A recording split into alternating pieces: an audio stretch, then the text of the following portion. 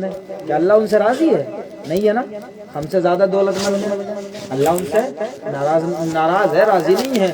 اللہ جب کسی سے ناراض ہوتا ہے دولت نہیں چھینتا ہے، سورج سے نہیں کہتا اس کے گھر پہ نہیں جانا، چاند کو حکم نہیں دیتا کہ اس کے آنگن میں روشنی نہ ڈالنا، ستاروں سے نہیں کہتا اس کے آنگن میں نہ چمکنا۔ اللہ کسی کا رزق بند نہیں کرتا، بلکہ اللہ جب کسی سے ناراض ہوتا ہے تو اللہ اس سے سجدوں کی توفیق چھین لیتا ہے۔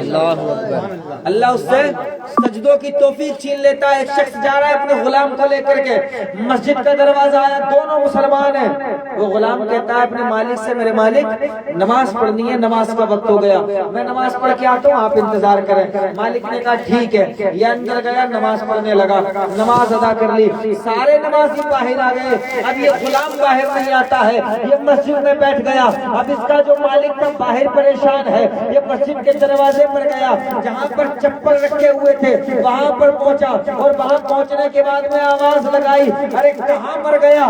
سارے نمازی جا چکے ہیں، تو مسجد سے باہر کیوں نہیں آتا؟ تو اس کا جملہ دیکھے، اس نے کہا میرے مالک، جو رب تجھے مسجد کے اندر نہیں آنے دیتا وہ رب مجھے مسجد کے باہر نہیں آنے دیتا۔ اللہ، ارے چاہتا تو یہ بھی اندر چلا جاتا، تھا تو مسلمان ہی، لیکن اللہ اپنے گھر میں آنے نہیں دیتا، سجدوں کی توفیق چھین لیتا ہے۔ یار وہ تو رب ہے، آپ تو دنیا دار ہیں، اگر میرا آپ سے جھگڑا ہو جائے، اپنے گھر میں مجھے قدم نہیں رکھنے دیں گے آپ، تو پھر اس رب کی بارگاہ میں ذرا بتاؤ کیا منہ لے کر کے جاؤ گے؟ اور ابھی حال دیکھیں، یہ بستی سارے مسلمانوں کی ادھر کو، یہ دیکھیں قوم کا حال، اگر ابھی اعلان کر دیتے نا کہ اس کے بعد میں جلسے کے بعد میں قورمہ بریانی، بھائی صاحب کھڑے ہونے لگے، وہاں تک ہوتی لائن، یا پھر ناچنے والوں کو لے آؤ، پھر دیکھو تماشا۔ اور نبی کے ذکر میں آنے سے جان نکل جاتی ہے، نیند خراب ہو جائے گی، اور تم سوتے ہی رہ گئے تو، ارے اگر سوتے ہی رہ گئے، اللہ نہ کرے، اللہ نہ کرے تم سوتے ہی رہ گئے، پھر کیا ہوگا؟ یہ خوش نصیب ہے، آپ خوش نصیب ہو جو اپنی نیند کو قربان کر کے نبی کی محفل میں بیٹھے ہوئے ہیں، یہ نصیب والوں کو ملتی ہے یہ محفل ہے، ورنہ ضرورت کیا تھی؟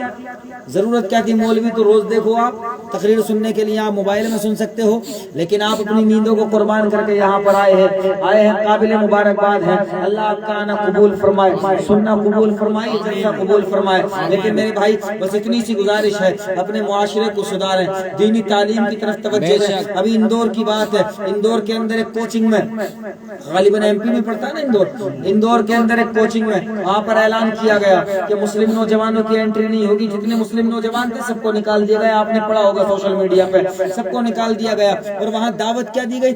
نوجوان مسلم نوجوانوں کو تو منع کر دیا گیا، آپ کوچنگ میں نہیں آئیں گے، اور مسلم لڑکیوں کو بلایا جا رہا ہے کہ آپ کے لیے پوری چھوٹ ہے، آپ کوچنگ میں آئیں اور آ کر کے پڑھائی کریں۔ ذرا بتائیں نا، اگر وہ ہم سے ہمدردی کرتے تو ہمارے بچوں کو کیوں نکالتے، ہمارے بیٹوں کو کیوں نہیں پڑھاتے، بیٹیوں کو اس سے اتنی ہمدردی کیوں ہے؟ لیکن آپ نہیں سمجھ رہے۔ آپ ذرا دیکھیں معاشرے کے حالات، روز خبر پڑھنے کے لیے ملتی ہے، فلاں بیٹی فلاں غیر مسلم کے ساتھ چلی گئی، فلاں بیٹی فلاں کے ساتھ چلی گئی۔ ہم کسی مذہب کے یا کسی ذات و برادری کے مخالف نہیں ہے، ہمارا دین تو یہ کہتا ہے، ہمارا قرآن تو یہ کہتا ہے، لکم دینکم ولی دین، تمہارا دین تمہیں مبارک ہو، ہمارا دین ہمیں مبارک ہو، تمہارا دین تمہارے لیے، ہمارا دین ہمارے لیے، اور ہمارا مذہب تو اتنا امن و شانتی کا پیغام دیتا ہے، اتنا امن و شانتی کا پیغام دیتا ہے۔ میرا دین تو یہ کہتا ہے، اگر ندی کے کنارے پر بیٹھے ہو، اگر دریا کے کنارے پر بیٹھے ہو تو بھی ضرورت سے زیادہ وضو کرتے وقت پانی نہ بہاؤ،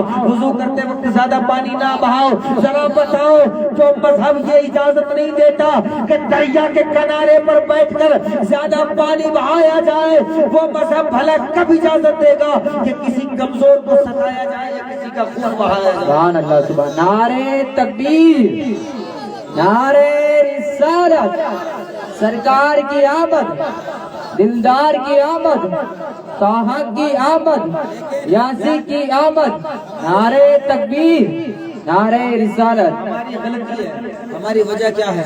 کیونکہ ہم نے اپنی تاریخ کو کبھی پڑھی نہیں، دوسرے لوگ ہماری تاریخوں پر ریسرچ کر رہے ہیں، ہمارے قرآن و حدیث پہ دوسرے لوگ ریسرچ کر رہے ہیں، ہمیں فرصت نہیں ہے، ہمیں ٹائم نہیں ہے۔ ہمارا حال تو یہ ہے، اس پہ بیٹھ کر کے نا، ہوٹل پہ بیٹھ کر کے آپ دیکھیں کبھی جا کر کے چائے کے ہوٹل پہ، جیسا آدمی کو بسم اللہ پڑھنا نہیں آتا ہے، وہ چائے میں چسکی مار کہہ رہا ہے یار امام صاحب کی آج یہ غلطی تھی نماز میں، اب تجھے کیا پتا بھائی۔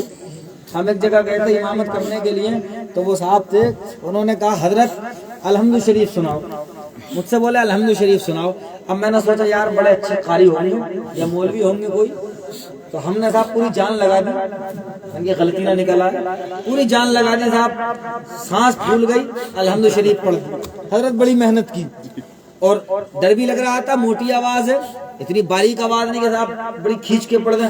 ہم نے بڑی کوشش کی بڑے اچھے انداز میں کوئی غلطی نہ آ جائے. اب الحمد شریف پڑھ دی, انہوں نے کہا یاسین شریف کا ایک رکوع پڑھیں, ہم نے وہ بھی پڑھ دیا.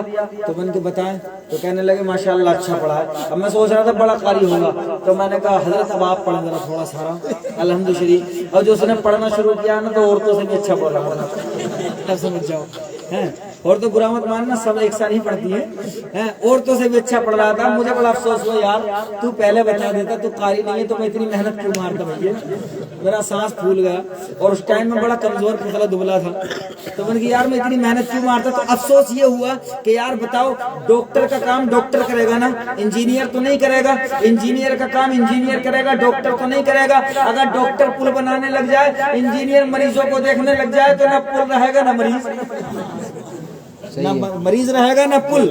لہٰذا جس کا جو کام ہے وہی کرے تو اچھا لگتا ہے. تو میں نے کہا بھیا تم ایک بات بتاؤ, تمہیں ضرورت کیا تھی میرا امتحان لینے کی؟ اگر تمہیں امتحان لینا تھا تو ایسے شخص کو لے کر کے آتے جو میرے برابر علم رکھتا ہو یا مجھ سے زیادہ علم رکھتا ہو. تو ایک عالم صاحب سے کسی نے کہا تھا حضرت قیامت کی سب سے بڑی نشانی کیا ہے؟ عالم صاحب نے کہا تھا اس سے بڑی نشانی کیا ہوگی, ایک جاہل ایک عالم کا انٹرویو لے رہا. سب سے بڑی نشانی تو یہی ہے, ایک جاہل ایک عالم کا. اگر میں آپ سے کہوں, آپ اگر کوئی کام کرتے ہیں بھیا ویلڈنگ کا کام کر رہے ہیں, اگر میں ان سے جا کر کہوں نہیں بھائی ایسا نہیں ایسا ہوگا, تو یہ کیا کہیں گے, یا تو یہ دیوانہ پاگل ہے یا مجنون. جب جانتے ہی نہیں ہے تو بلا وجہ کمی کیوں نکالیں یار. تو لیکن ہمیں ضرورت کیا ہے, آج وہ لوگ جنہیں ہمارے دین کے بارے میں پتہ نہیں ہے, آپ ان کے پاس میں کھڑے ہو جائیں, آپ کو چپ کرا جائیں گے, آپ کو چپ کرا جائیں گے.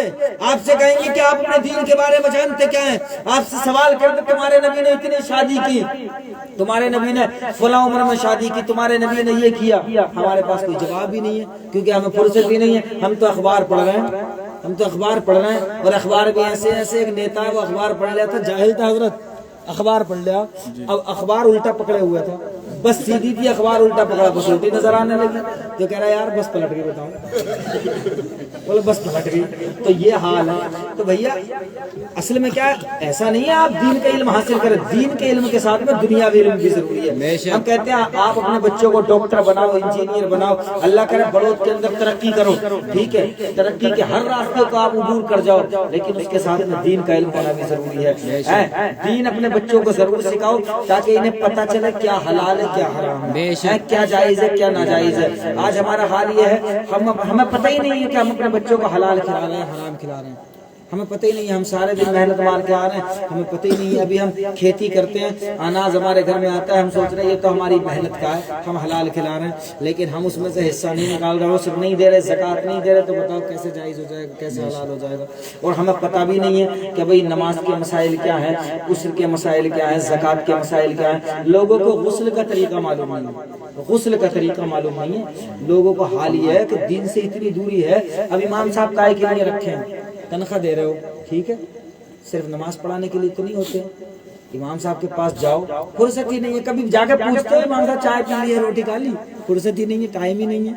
امام صاحب کے پاس جاؤ, جا کر کے پوچھو حضرت ہمارا جو ہے نماز کا یہ جو سن لیں, ثنا سن لیں, سبحانک اللہم ہماری صحیح ہے کہ نہیں ہے, الحمد شریف سن لیں, ہمیں بتا دیں رکوع میں کیا پڑھا جاتا ہے, سجدے میں کیا پڑھا جاتا ہے.